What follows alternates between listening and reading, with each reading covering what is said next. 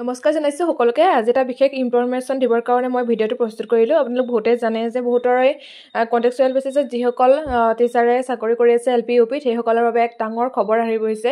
10,673টা vacancy মুকলি হৈছে। আপোনালোকৰ যদি DLED BEd কৰা আছে 3 বছৰ ধৰি কৰি থকা টিচাৰসকলৰ বাবে সুখবৰ। আপোনালোকে ইয়াত এপ্লাই কৰিব পাৰিব আৰু ইয়াত কিছু কণ্ডিশ্যন আছে। সেই কণ্ডিশ্যনসমূহ মই আপোনালোকক সবিশেষ জনাবলৈ চেষ্টা কৰিছোঁ। নটিছখনত কি দিয়া আছে মই সম্পূৰ্ণ ক'বলৈ চেষ্টা কৰিছোঁ। আপোনালোকে সম্পূৰ্ণকৈ ভিডিঅ'টো চাই থাকিব।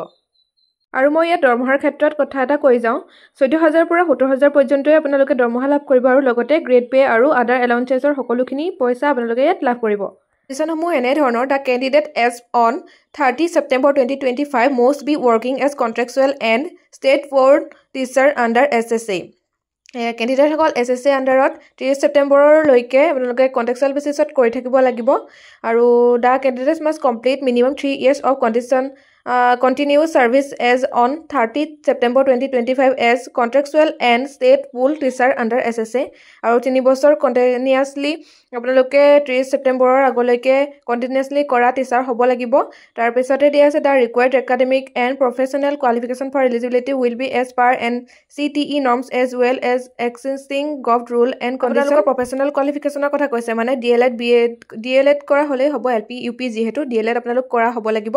তাৰপিছত দিয়া আছে the eligible candidate shall apply online in the website DEE আছামৰ যিটো ৱেবছাইট দিয়া আছে সেই ৱেবছাইটত গৈ আপোনালোকে এপ্লাই কৰিব লাগিব। ইয়াৰ এপ্লাই লিংকটো মই তলত সবিশেষ ডেছক্ৰিপশ্যনত দি দিম আৰু এই নটিছখনৰ বিষয়ে আপোনালোকে চাবলৈ হ'লেও মই ডেছক্ৰিপশ্যনত লিংকটো দিয়াই থাকিব মোৰ, আপোনালোকে তাত চাই ল'ব পাৰিব। আৰু 10 AM of 8/11/2026 to midnight of 30/11/2025 মানে 8 নৱেম্বৰৰ পৰা 30 নৱেম্বৰলৈকে ইয়াৰ অনলাইন এপ্লাই হৈ থাকিব। তাৰ ভিতৰতে আপোনালোকে কৰি ল'ব আৰু যিসকলে জানে তেওঁলোকেতো জানেই আৰু যিসকলে মানে জনা নাই তেনেহ'লে আপোনালোকে আপোনালোকৰ কণ্টেক্সুৱেল বেচিছত যিসকল ব্যক্তিয়ে কৰিছে সেইসকলক আপোনালোকে শ্বেয়াৰ কৰি ল'ব ভিডিঅ'টো, যাতে তেওঁলোকেও গম পায়, কাৰণ এইবিলাক কথা বহুতে পটককৈ গম নাপায় নহয় জানো। আৰু মই আকৌ এবাৰ কৈ দিছোঁ, এই পষ্টকেইটা কেৱল কণ্ট্ৰেকচুৱেল আৰু ষ্টেট পুল টিচাৰসকলৰ বাবেহে, বাকী কোনো মানে ষ্টুডেণ্টছে হওক বা টিচাৰে হওক ইয়াত এপ্লাই কৰিব নোৱাৰিব। আৰু ইয়াৰ অনলাইন কৰোঁতে যিসমূহ ডকুমেণ্টছ লাগিব সেই ডকুমেণ্টছটো আপোনালোকৰ অনলাইন পৰ্টেলটোতে ইয়াত লিখা থাকিব। গতিকে আপোনালোকে গোটেই যিসমূহ এডুকেশ্যন কোৱালিফিকেশ্যনৰ ডকুমেণ্টছ আছে, PRC হওক, কাষ্ট চাৰ্টিফিকেট, বাৰ্থ চাৰ্টিফিকেটকে ধৰি সকলোখিনি আপোনালোকৰ যাৰ নাই সেইসকলে এইসমূহ সোনকালে সংগ্ৰহ কৰি ল'ব।